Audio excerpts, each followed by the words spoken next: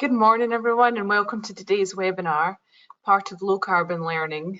The topic today is titled PAS 2035 and the Role of the Retrofit Coordinator, delivered by David Pierpoint, the CEO of the Retrofit Academy.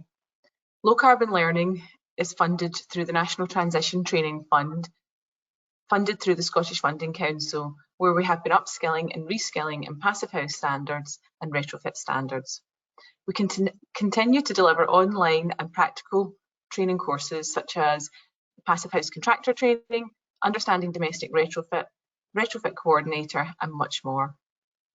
Low Carbon Learning aims to support the industry in achieving a net zero built environment.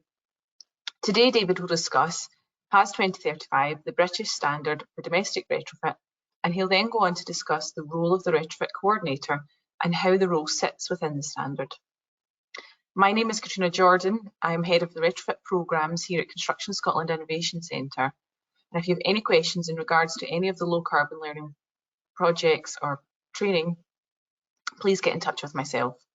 Before I hand over to David, I just want to cover some housekeeping. If you want to ask a question, please click on the question icon and post it there, and we will answer at the end of the webinar during our question and answer slot. The webinar will be recorded and the link will be posted on our social media channels. Finally, there's polls throughout the webinar which we're really keen that you participate in. And also after the webinar, there'll be a feedback and evaluation form. Please complete this as it really helps us to provide the best service that we can. Here's a short video capturing our project.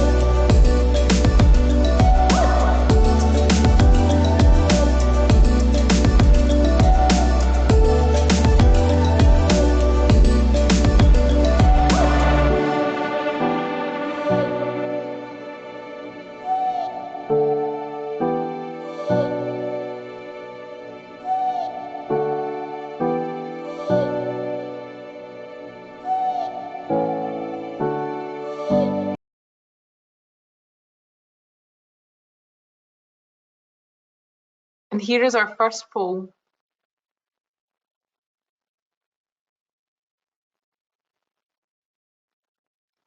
What is your level of knowledge of PAS 2035 as a standard in retrofitting dwellings for improved energy efficiency?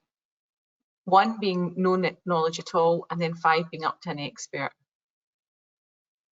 Just post your answer, and then the results will be in a second.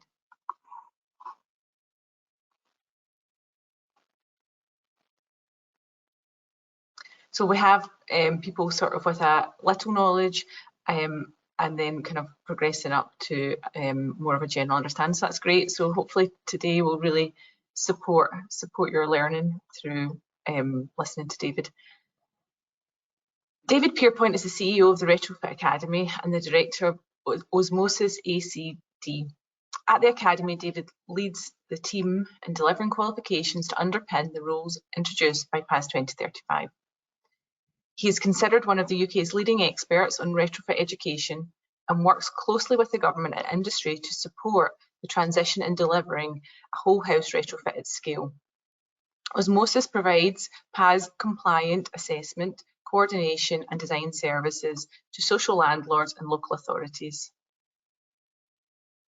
David and the Retrofit Academy have also been supporting Construction Scotland Innovation Centre with a low carbon learning programme, where we are running Understanding Domestic Retrofit, the Retrofit Coordinator sessions, and also boot camp. Welcome, David, and thanks so much for joining us this morning. Good morning, and thank you for having me. Now, we're just going to go through a couple of technical processes here whilst we get ourselves sorted out, and then we'll crack on. Brilliant. Okay, so Katrina, just let me know you can see my presentation. I can see it perfectly. I'm just going to Great. mute myself now. Thanks, David. Thank you very much. Okay, so thank you for turning up to listen to me this morning. I like to do these sessions as informally as we possibly can, and I'd really welcome questions. I understand you can only put those questions in the chat, and you can't put them to me, but feel free to do so, and the team behind the scenes will flag them up as we go. So we're here today to talk about PAS 2035, the British standard for retrofit, and specifically the role of the Retrofit Coordinator within that. This is really a merger of two presentations that I give as part of the government's Social Housing Decarbonisation Fund programme. So you see a couple of references to that. Just ignore those. This is just using convenience of using the same slides.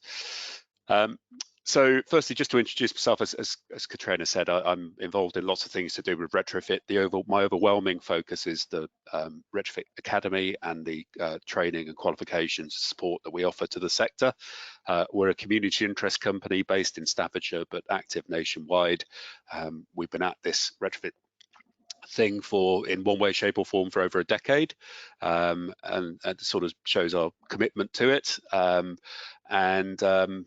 Increasingly over the past year, we've also, through Osmosis ACD, started to put some of the learnings that we've had around doing PAS 2035 compliant retrofit in terms of assessment coordination into practice, which is really rewarding. We also organise the Whole House Retrofit Zone at Future Build, the show at London. It's a long way from many of you in Scotland, I know, but it's coming up next month. And we have a retrofit zone of that show, which it would be great to meet some of you. Now, here is what we're here to talk about, the standard itself. It is, like all standards, incredibly dull.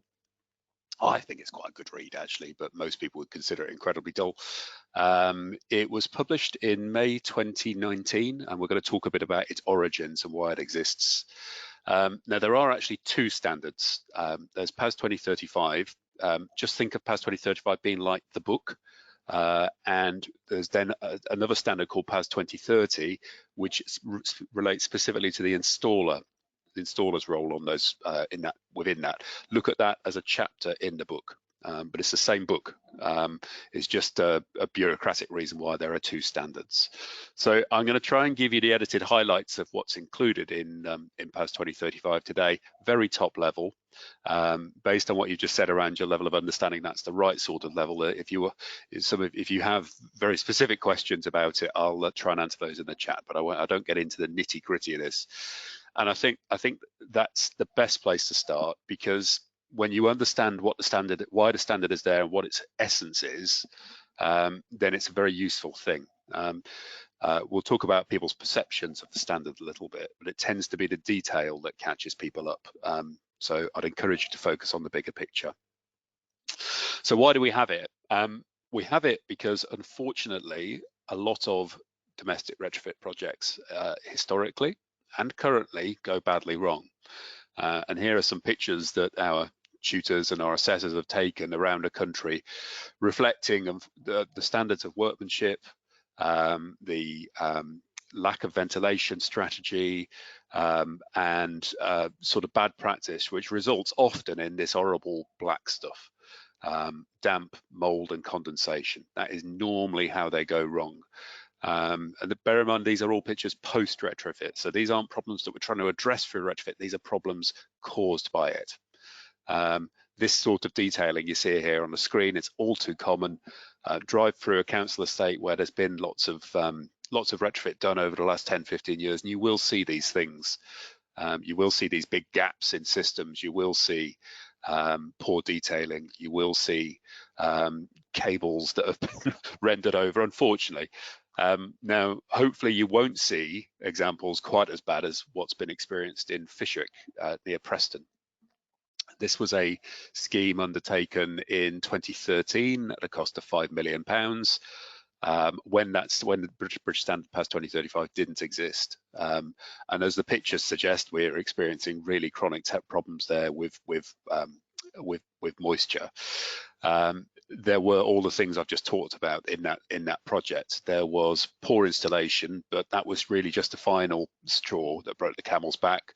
There was no real design input. There was no ventilation strategy, resulting in widespread damp and mold. An installer gone bankrupt.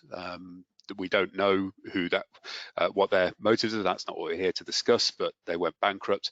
And the cost of remediating that has fallen again on the public purse. And it's now cost more to remediate that project than it did to carry it out in the first place. And it's still ongoing. Now, that's bad enough from a public point of view, but imagine being one of the residents in those homes. You know, back in 2013, you might have thought, oh, they're going to improve my home. They're going to apply all this render to the outside. They're going to make it warmer. They're going to make it drier. They're going to make it healthier for me to live here. But we've actually delivered the exact opposite. And the impact on those people's lives is unquantifiable.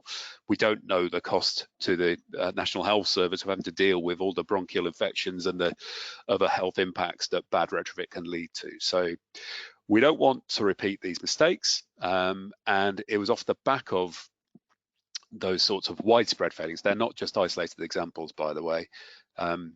In 2013, the year that case study was undertaken, technical monitoring found that about 13% of all external wall insulation projects resulted in failures on that sort of manner, those sort of type A fails. So the government, the UK government, that is, commissioned a review of the sector called Each Home Counts. That is a really good read, actually. It is available on the internet. Just Google Each Home Counts report and it comes up. It was a review of effectively looking into how we protect the consumer better from this sort of poor practice. It's not just the poor practice of industry, it's also the results of the way in which projects are funded and have to be funded. And unfortunately, the government hasn't learned some of its own lessons in that regard, unfortunately. But Each Home Counts was a very, very good review. It made over 20 recommendations. A key one was the introduction of a quality mark for the sector. Trust mark, which has been around for some time, but this sort of was endorsing it as the quality mark for energy efficient retrofit. And sitting underneath trust mark are the Retrofit Coordinator, Retrofit Assessor schemes. You'll be familiar with some of these names: Elma, Stroma, Quidos, etc. And also all the installer accreditation schemes, SEGA, SWIGA, NIC, EIC, NAPIT, and many others you'll be familiar with. So those schemes all sit under the trust mark. Each Home Counts also said there was a need for a code of practice that all of these schemes would operate within. And BSI were brought in, British Standards, and they went through the process of creating, forming committees which looked to create those standards. So Each Home Counts was published in around 2017 from memory. And then we spent 2 years creating PAS 2035, the code of practice for retrofit. Once introduced and published in 2019, the trust mark requirement was full compliance with PAS 2035. And then off the back of that, the government was able to introduce a series of funding regimes. In the UK, the most famous of those are the Social Housing Decarbonisation Fund, the Local Authorities Delivery Scheme, also the Energy Company Obligation, and others. There are other schemes in Scotland too. It's a bit piecemeal about which of those currently require PAS 2035, but ECO, which is UK-wide and it applies in Scotland, certainly requires full compliance with the PAS now. We'll probably talk a bit more about Scottish Government policy in the chat, I would have thought. Now, at this point, I was going to show you a movie. Unfortunately, I can't get the sound to work. So sorry for being a Luddite, but we're going to put a link to that in the chat. It's just it's a bit of fun, really. It's not material to the presentation. It's a video we made about how one local authority tried to get its head around why PAS 2035 was a good idea. So it's a Zoom meeting within a Zoom meeting, if you like. So apologies, I can't show you that today. Okay, so I'd like you now, we normally do this verbally, but we can't today. For those of you who have some knowledge or understanding of the PAS, or even if you've just heard something about it, presumably this has led to a perception one way or the other. And as normal with these things, there is a positive and a negative perception, and sometimes both. So I'm going to ask you in the chat, if you would shout out via the chat any potential positives you've heard or negatives that you've heard about the PAS. I'll give that about 20 seconds for something to come through, and if not, I'll do this another way. So what have you heard that potentially makes you think that the PAS is a positive thing? And what have you heard that might make it a negative thing?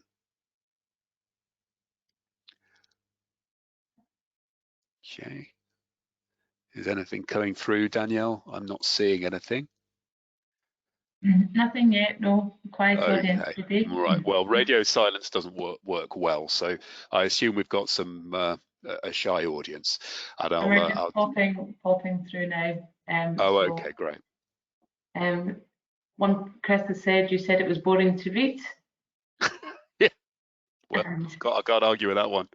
I haven't got that on the slide. Boring doesn't come up, I'm afraid. Richard has said the cost of training is too expensive. Okay. Not got that one either.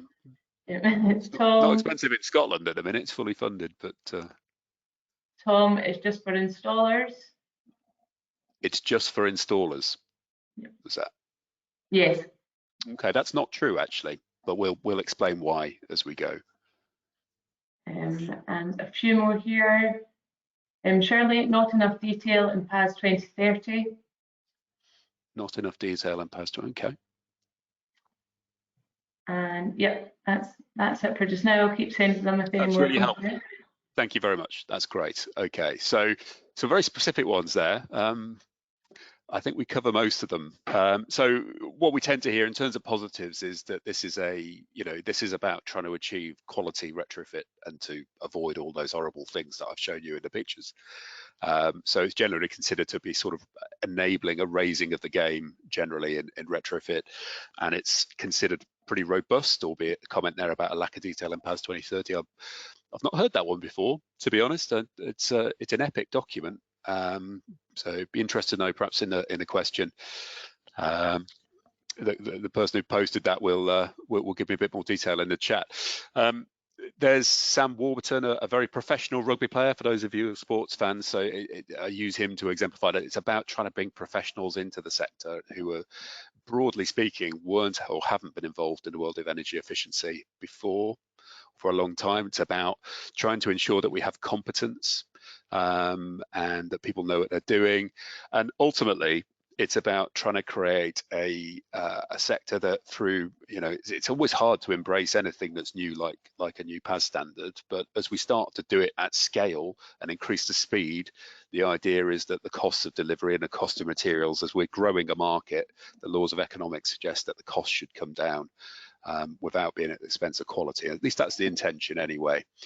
And then what we hear in terms of a couple of positives there in the chat. So positive health improvements for residents, and also positive considering moisture ingress and uniformity in the standards. So just a couple there, just to let you know. Thank you very much. Agree with those. Thank you. Thank you, Shirley. So in terms of negatives, what we tend to hear a lot of, we've heard a bit of it, complexity. So, getting to grips with a 96-page British standard with thousands of clauses is challenging. And then we've got a big issue around capacity. So the PAS sort of says that to practice, you must be qualified.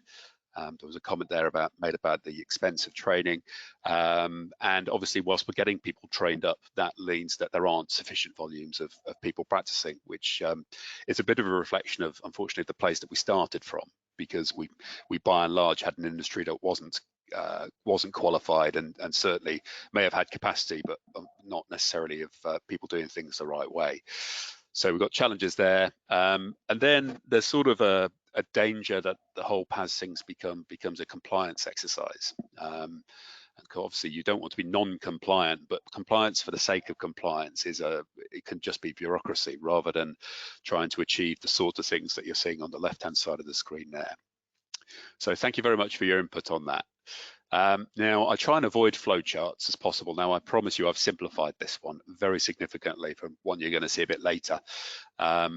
And I'm going to take you through this process. This is the process for retrofit introduced by PAS 2035. We're going to break it down into 6 steps, so don't try and take that in on screen now. But it is a really, really good and actually incredibly simple process. The fact that there wasn't this sort of a process in place around retrofit before tells you that perhaps we were operating too much on the back of a fag packet, because this isn't by construction terms, certainly isn't a complicated process.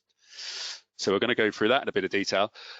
We'll talk about the roles that PAS 2035 introduces a bit. So, and we're going to focus particularly on the one on the right-hand side there, the Retrofit Coordinator, the people that we train.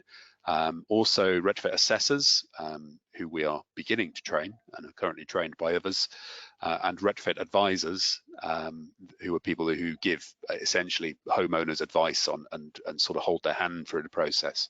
And we also train those people. We don't train people on the left-hand side of that wheel. Designers don't require additional training. They are architects or other design professionals who are already appropriately qualified by and large, with a few sort of specific exceptions on specific types of projects, and installers who are trained through NVQs and sort of that's sort of competency-based training that we get in the FE sector by and large. And then finally, retrofit evaluators, which there are 0 of at the moment. And that's a role that was sort of said needs to be created and needs to be underpinned by an additional British standard and an additional qualification, which doesn't exist at the moment. And that role is actually taken on by retrofit coordinators at the moment. So I'm going to talk a bit about those. Now, this slide, again, I'm not going to talk through the detail of it. The broad point here is that the PAS says which of those individuals can fulfill which element of the process. And it's based on what level of risk we attach to a particular project. And I'm going to introduce you to that in a few minutes, but there are essentially low risk, medium risk and high risk projects. And who can do what is determined by which those pathways. Now, I was notified yesterday, so too late to update this diagram, but I was updated yesterday that the PAS has just been updated and is about to be released. The updated version is about to be released, and some of this has changed a bit. Not the fundamentals of it, but a very important one. If you look at the very middle box there, where it says on medium risk projects, that a retrofit coordinator can undertake the design and specification function, essentially the design function on projects. That has now been removed, and rightly so, because the training that we've developed and provide doesn't train people to be retrofit designers, and they shouldn't be taking on medium risk design projects unless they're also qualified as a designer. So I don't think there's anything bad that's coming out of that update, but we do need to update this slide. So let's talk a bit about this retrofit coordinator individual. Here is our favorite retrofit coordinator, Joy. Some of the best retrofit coordinators out there are female, by the way. And what the PAS says about Joy's role is that she is a person qualified as a specialist retrofit project manager who takes overall responsibility for overseeing the assessment of dwellings, the identification, specification, and evaluation of energy efficiency measures for installation at a given dwelling as a single project in accordance with the PAS. In other words, her job is to apply the PAS properly and ensure that everyone else involved in that process does likewise.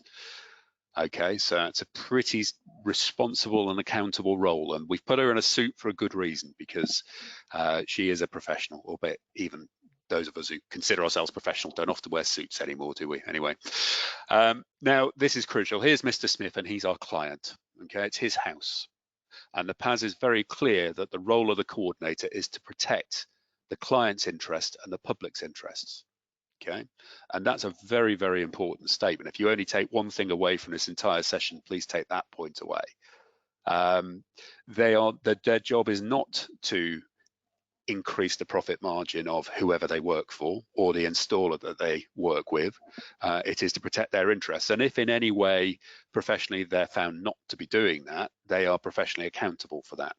And that would lead to the kind of things you'd expect of architects or surveyors or other professionals, that they would be thrown off a register or what have you. So it is very important. And the reason that that's needed are all those pictures that I showed you earlier. If we're leaving residents with homes that are damp and mouldy or make them ill, or are hugely defective and cost loads to remediate, we're not protecting the public's interest. Very important. Now, the PAS says that coordinators, whilst its preference, it's an inherent preference, is that a retrofit coordinator is independent of the people installing the measures. But it doesn't say that that must happen. So what it does say is that there's an inherent conflict of interest depending on who that retrofit coordinator works for, and that needs to be declared either to the client if it's a social landlord, local authority, or a member of the public. They must declare that conflict of interest. But it is acceptable to the PAS. So, you know, if we've got on the one end of the spectrum, we've got, say, a social landlord who employs their own retrofit coordinator, they shouldn't have a conflict of interest.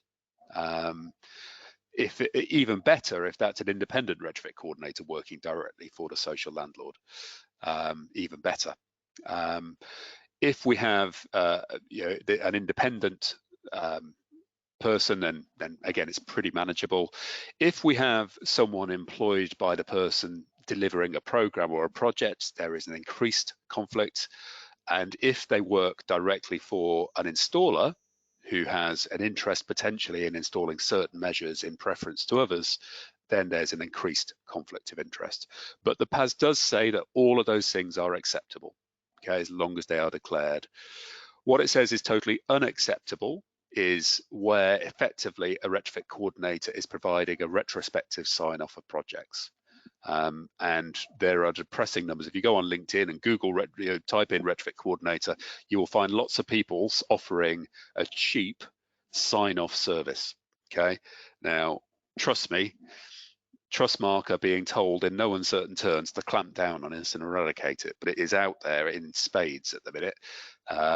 There's some people I know offering that service, and I'm pretty appalled because they should know better. Retrospective sort of office-based sign-off of your project is not PAS compliant, and it will be stamped out on. Now, there is obviously increased cost, and we recognise this in the perception bit. So, you know, we've got an increasing amount of cost going from left to right here. Probably the cheapest option is to work with an installer coordinator, so a coordinator employed by an installer. It's permissible, but perhaps not advisable. Having someone from a domestic energy assessment background who's upskilled to become a retrofit coordinator, that's going to cost a bit more, but those are fairly manageable costs.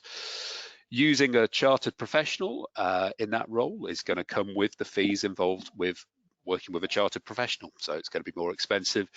There are a range of specialist consultants, particularly in sort of heritage protected buildings, gets ever more expensive on terms of day rates.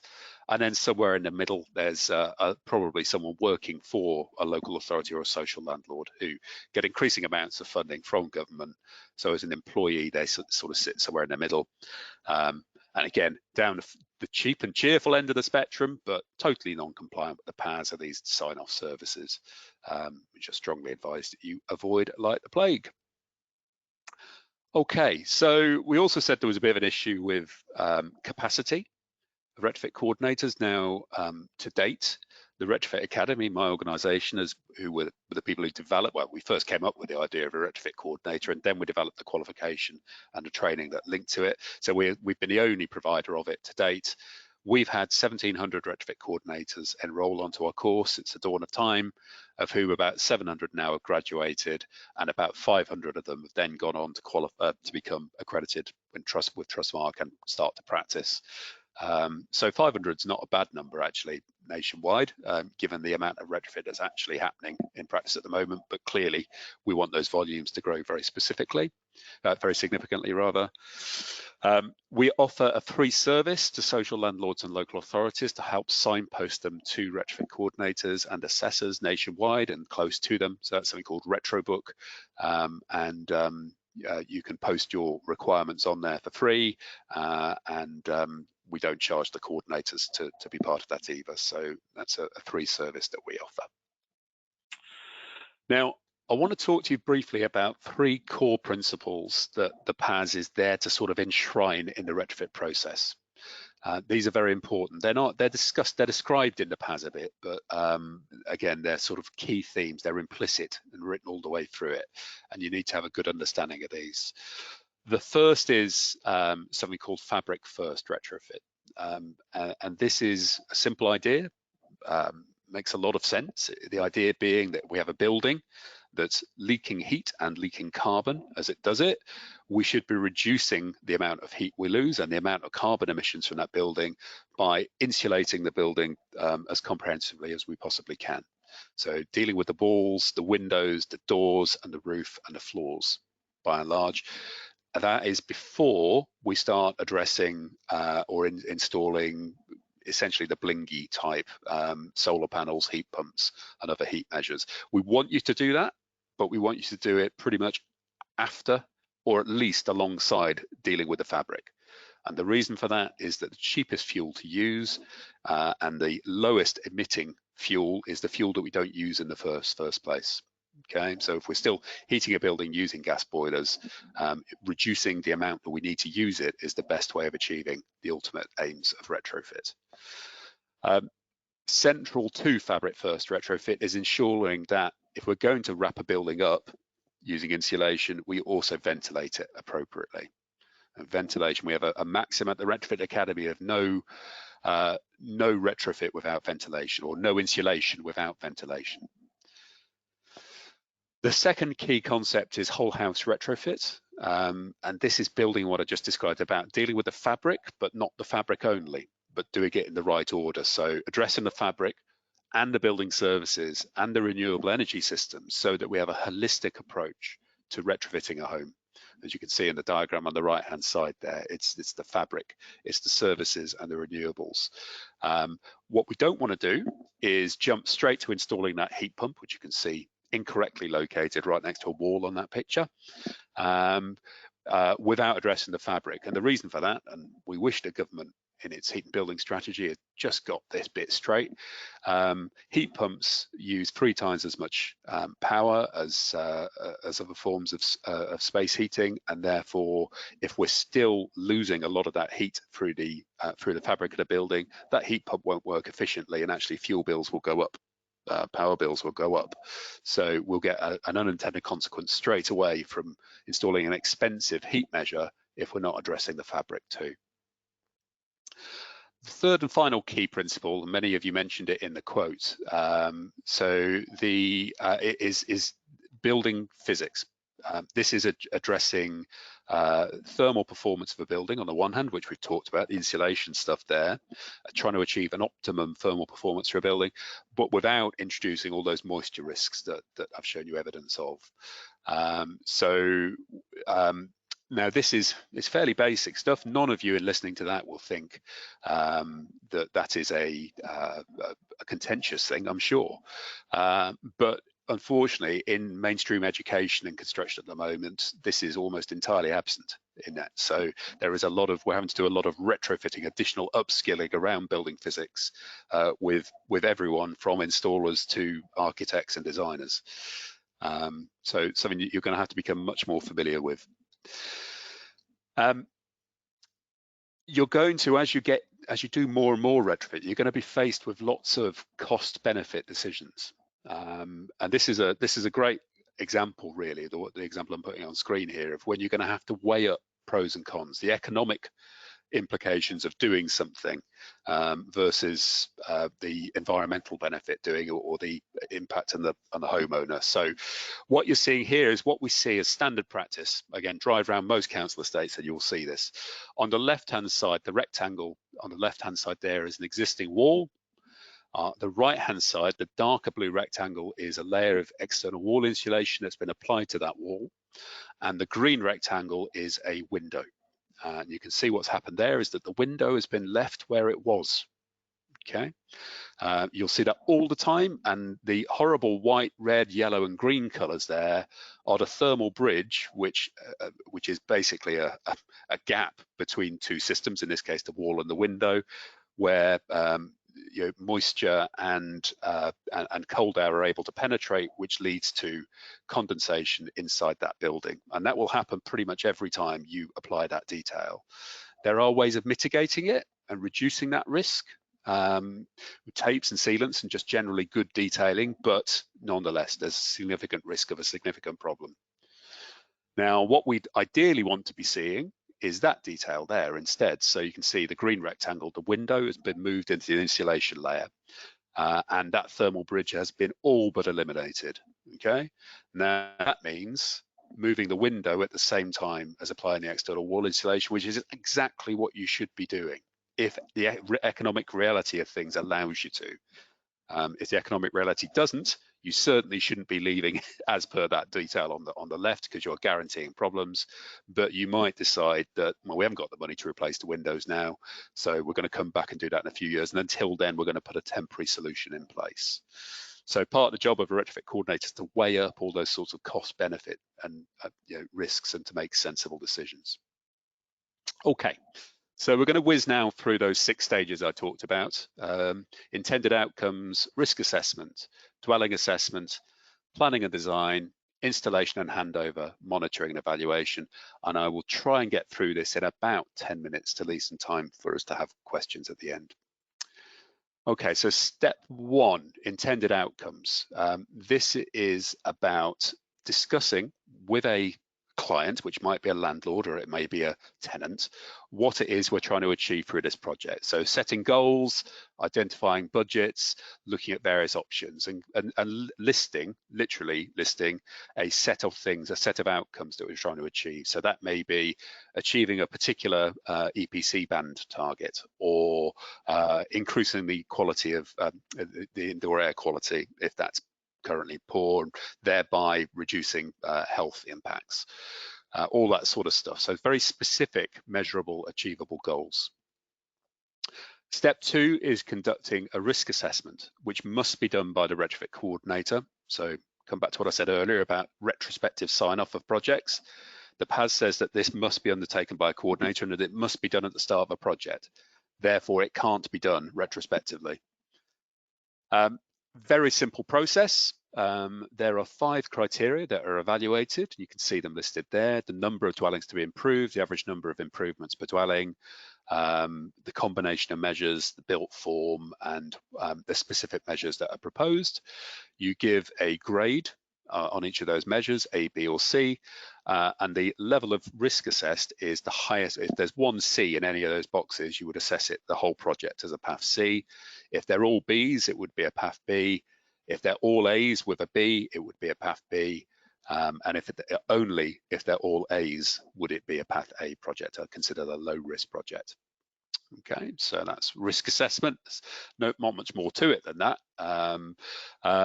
Using my, I like going skiing, so I use the ski slope analogy. PAF A projects are lighter touch, so obviously there's a bit of a preference to get your projects through that, but that route. But it should only really be happening in about 10% of projects, we would have thought. About 80% of projects fall into PAF B. And there the requirements are for much deeper assessment of the property and some more planning, which we're going to describe in a minute. And then PAF C, we're really looking at very deep assessment, lots of professional input.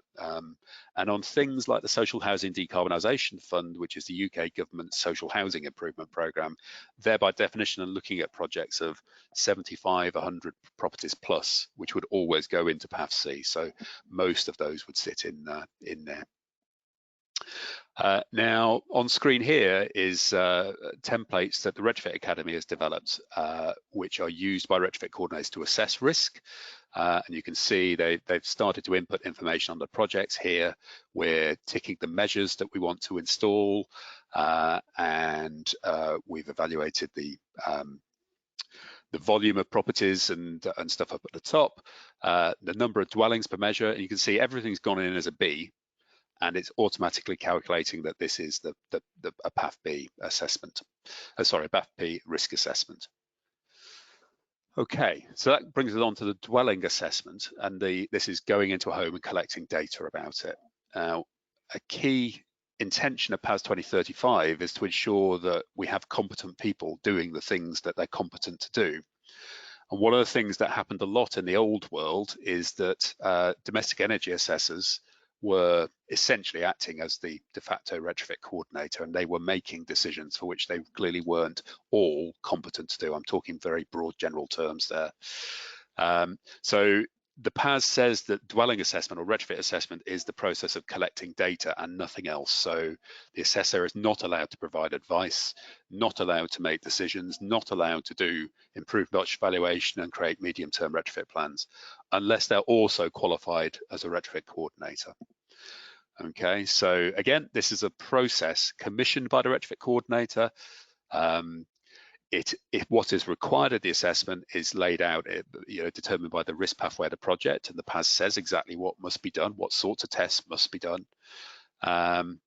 It leads to a retrofit assessment that is much more in depth than the kind of EPC type assessments that many of you will be familiar with. The assessment must be carried out by a retrofit assessor or a retrofit coordinator if they're also a qualified assessor. I think there was a question about that in the chat. It says that every dwelling must be assessed. So from a social landlord's perspective, if you want to do 75 homes and they're all, say, cross-wall projects in Paisley, you're still going to have to assess each individual dwellings, even though you're going to say, well, they're roughly the same. They are roughly the same, but they won't be identical, and you are required to assess all 75. And it's about data collection only. It's about giving the coordinator and the designer the information they need, not about providing advice. Okay. And then finally, it must be signed off by the coordinator at that point in the project. Okay, so again, it can't be done retrospectively. So there's our old friendly energy performance certificate. Won't go into its pros and cons. Compare and contrast that with the this is a piece of software that we use in Osmosis. It's called Passive House Planning Package. It comes from the world of Passive House, as the name suggests. We're collecting hundreds, if not thousands, of data points within here to build a design model that we feel is the right basis for retrofit decisions to be made. The norm with energy efficiency is to use software called RDSAP, Reduced Data SAP, which would collect a fraction of the amount of data that PHPP does or FullSAP requires. And we're very clear in our view, the Academy's position is that we don't feel RDSAP is a good tool to be used as the basis for making retrofit decisions. Again, the PAS doesn't prevent it, and the funding regimes don't require you to use anything other than RDSAP, but I would encourage you to think about its shortcomings as well as its strengths. Okay, so coming on now to step 4, planning and design. This is where the retrofit coordinator really comes into their own. There are 3 steps to this: improvement option evaluation, medium-term plans, and appropriate design solutions. Bit of detail on those, again, using the Retrofit Academy templates as a guide. Improved option evaluation is the process of working out which measures we should be installing, the sequencing of those measures, and it evaluates the stuff every retrofit coordinator needs to know. So, how effective are we being in terms of carbon cost and payback, and what will the future fuel bills be when we've done these things, and when will we get that payback on our investment? Probably the key bit there is sequencing. So the PAS was written to support the idea that if the objective ultimately by 2050 is to achieve as close to net zero position as possible on a property, we're likely to have to do that in stages. Okay, so who knows? Perhaps the government will come along with, you can spend £40,000 a property and get it all done once. Fine. We haven't got that at the moment. Most homeowners don't have that at the moment. And certainly the funding that I've talked about, LADS and SHDF, aren't providing anything like that amount. So we're likely to be doing now the first stage of a multiple stage retrofit that might take 20 to 30 years. And that deciding which measures should be installed in which sequence determines which bundles we're going to do. So a great example, what we want to be seeing in those plans is we're not going to do EWI in the first phase because we're a social landlord. We're going to be replacing all these windows in 5 years' time. So we're going to be bundling EWI and windows up into one bundle later on, that kind of thing. And when we've done that sort of statistical analysis, we lay it out in the form of a medium-term retrofit plan. This is a route to optimal retrofit, just with a narrative attached to it, not just numbers. It's a bespoke plan for that property, lays out these stages and combinations of measures over something like a 25-year time horizon. And in deciding when you think those things might happen, you would consider future trigger points. So, you know, do we think that is this resident likely to be here for a long time? Are they due to have a baby in a couple of years? Is that going to lead to reconfiguration of things? If you're a social landlord, if you're going to, in your planned maintenance or repairs, you're going to have scaffolding up in 10 years' time to do the roof, in which case let's do the loft insulation at that point in time. Those sorts of things are the trigger points. And they are all lodged in the Trustmark data warehouse, which means that whoever lives in that property, whoever owns it, can go back and access that data at any point in time and pick up this plan, whatever stage that they've got to. Okay, now I am nearly there and we'll have time for questions because I've only got one slide on installation. This is the bit we used to jump to almost immediately on energy efficiency projects. So getting stuff installed and then testing it, commissioning it and handing it over to a client. Now, as I said earlier, this is all governed by PAS 2030, the installer standard, for which is a chapter of the book that is PAS 2035. Now, all I want to say on this is that in terms of who's in charge, the installer remains in charge of their construction site, their installation site. A retrofit coordinator is not a site manager, which is a common misconception. They may be if they're also a qualified site manager, and that is allowed, but the vast majority of them aren't. So they're not in charge of the installation process unless that's the way it's set up. The installer is, though, accountable to the retrofit coordinator, and if they want to change things, the installer has to get approval from the retrofit coordinator to do that, which comes back to all those conflicts of interest questions. So they want to change a specification, they want to use one product over the specified by the designer, they have to get the installers, the coordinators sign off on that. They'll find themselves, coordinators will find themselves managing lots of conflicts and resolving those conflicts.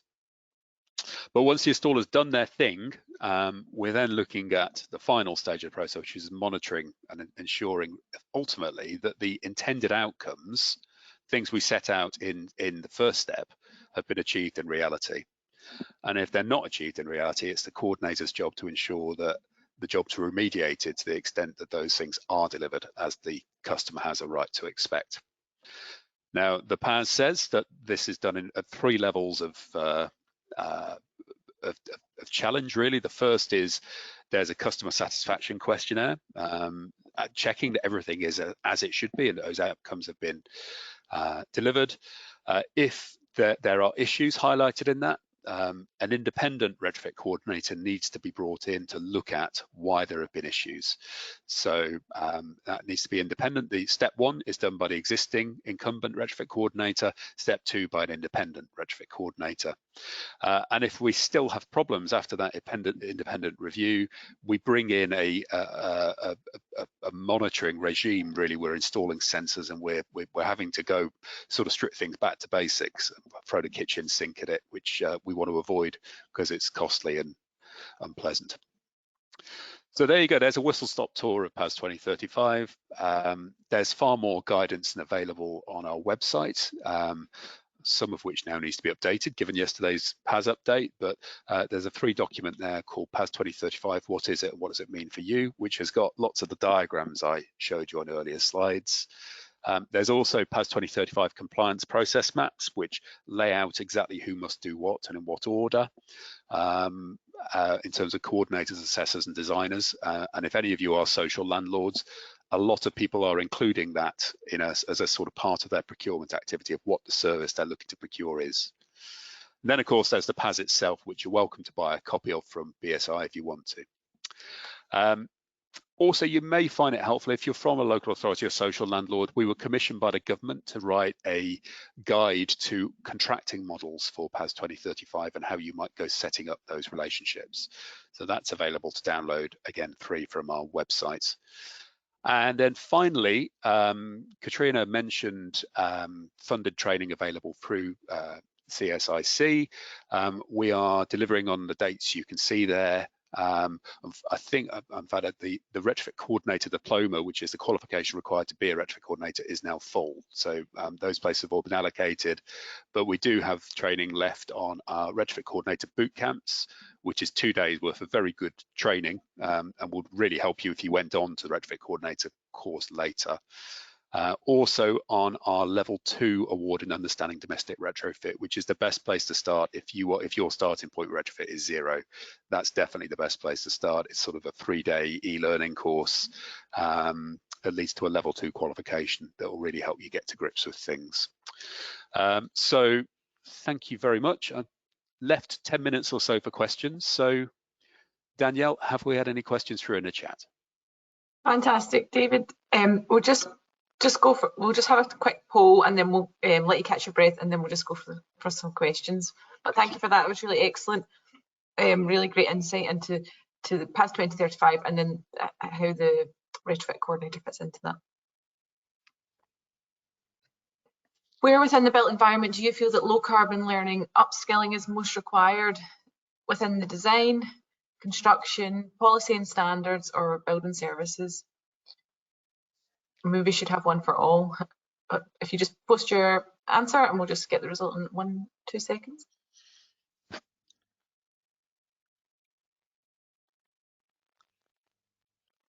So high up in construction and design, which sort of 60%, I think, in construction, which is good to know. So we're just going to have a look at the questions that we've come through. So Jamal has asked, and I think you've probably maybe covered this in the earlier slides, have you heard that the Retrofit Coordinator might act as a retrofit assessor? Is that true? And I think, yeah, that's perfectly possible, but they have to be right. Let me be very clear about what it says, and this includes the updated version of it too. So the PAS says that the Retrofit Coordinator can be the retrofit assessor, so there's no problem with that. They can be the retrofit assessor on a Path A project, one of those low risk projects, without also needing to be qualified as a domestic energy assessor. To be the assessor on a Path B or a Path C project, they must also be a qualified domestic energy assessor and retrofit assessor. no, that's clear. Thanks, David, for that. So Richard's looking for the funded courses, but Danielle will post the link in the chat, the courses that we are offering that are funded through the National Transition Training Fund, the ones that David went through. Tom, can one individual operate as a retrofit designer and retrofit coordinator on a project? Yep, again, that's fine. So as long as the individual is appropriately qualified, they can fulfill whichever of those roles I've described, all of them. The only exception would be then the retrofit evaluator on projects that have not achieved their intended outcome based on that first survey. So that's where you have to bring somebody else in. But yeah. I mean, we have there are really 3 types of people who train to be retrofit coordinators. There's people from a architectural, surveying, construction management, one of the construction professions, who sort of cross skill. Then there's people upskilling from energy assessment, fundamentally being a DEA to becoming a retrofit coordinator, which is a bigger leap, but perfectly possible. And then there's people from the client world, really, social landlords and asset management, people like that. Excellent, thanks, David. Emma's asking, so is the training aimed towards passive house EnerFit compliance, or a more holistic approach to be taken along active house principles, which goes beyond energy efficiency and addresses embodied carbon and human comfort and health? Okay, no, I think I get it. We're agnostic. We're agnostic about standards. We're very much focused on PAS 2035, which doesn't set a performance standard. That's not always there to do. There are lots of other standards out there which do. So I think EnerFit was mentioned there, which is the passive house standard for retrofit, which is an incredibly stretching target, and certainly wouldn't be possible either without a lot of money per property at the moment, and evidence suggests it's sort of around about 80 to 100,000 pounds for a standard type property. Or as a result of one of the multi-stage sort of retrofits. So you know, it's not, we're not, the course, our training certainly doesn't say you should aim for, I mean, that requires you to get down to a residual heat demand of 20 kilowatt hours per meter square per year, which is really challenging. So Yeah. we tend to focus more on how you can get to a 60% carbon saving and achieve those other outcomes that was it Emma, I think, mentioned, the lady who just asked the question. Yeah. On a more realistic budget of £20,000 to £25,000, and there's a fairly well understood way of getting there, but that shouldn't be the ultimate destination. It should be a good sort of first sort of rallying point towards full decarbonisation, or as close to it as you can get. I think you talked about that, you know, the fabric first and then the sort of building services, and it's taking that informed approach, isn't it? And what's what funding allows as well. So to become a retrofit coordinator, what form does the training take? Is it in person or is it remote? And how long would a candidate have to complete the training? So this is something quite specific, just wanting to understand the process of the training. That's fine. So our Retrofit Coordinator course takes around 150 hours to complete in total. Due to COVID, it's all delivered online. We'd much rather be in classrooms, but we just can't. People won't do it, so we don't do it. So what we do is, so it's built as an e-learning course, but we then have online half-day sessions with tutors who are taking you through the sort of the fundamentals of stuff. So that's how you do learning through e-learning and sort of guided tutor-led learning, and then you complete assessments relating. There are 12 modules. You complete written assessments relating to each of them, and then at the end you present a case study, which is essentially all the stuff I showed you on screen there, those spreadsheets populated on a case study basis and presented to one of our tutors. And our tutors are the people who wrote the PAS, so they know exactly what they're looking for and what good looks like. That's great. Dennis, who's an educator, he's delivering sort of HND and HNC and HND built environment subject areas. Which areas would be better suited to become retrofit coordinators? Also, he's asking maybe is there an additional bolt-on qualification in place from SQA, but that's the Scottish Qualifications Authority. David, just you're aware of.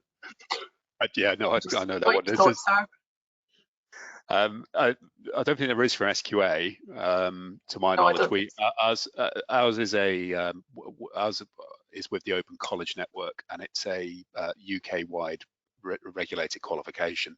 I think a couple of other awarding bodies have just started to offer it too, and it can be bolted on. I mean, I don't understand how HNDs and Cs are structured, but it can certainly, it carries 13 credits, and there's no reason it couldn't be bolted onto an existing course. It's similar, it's units, so you know, it could be a specific unit, so yeah, it could definitely be a bolt-on. Yeah. I'll just answer the question he's put about which subjects. I mean, I would say it's best suited to construction management, surveying, and architectural technology and architecture. Yeah, fantastic. Thanks, David. And our final questions from Jamal, and it's just in regards to the PAS risk assessment matrix. Will that be amended in response to when you were talking about the updated? I think it has been tweaked, and I need to update everything. Sorry, it only happened yesterday. But yeah, I think there are subtle tweaks to it. I don't think there's anything major. The approach is exactly the same. Anyway, nothing's changed about nothing that I told you today is wrong. It's just some minor details that are being tweaked. Fantastic. Thank you so much, David. And thank you everyone for joining. We've had some great insights today into the purpose of PAS 2035 and the importance of the Retrofit Coordinator. And if you'd like to find out more, please sign up to our register your interest in the link that Danielle will have just posted. And we also have we have a lot of spaces available for the Retrofit Coordinator Bootcamp course. And we just got our final poll before we finish up. What area of low carbon learning would be of most value to you in your business? Passive house standards, Retrofit standards, Retrofit Coordinator training, or awareness in all of the above?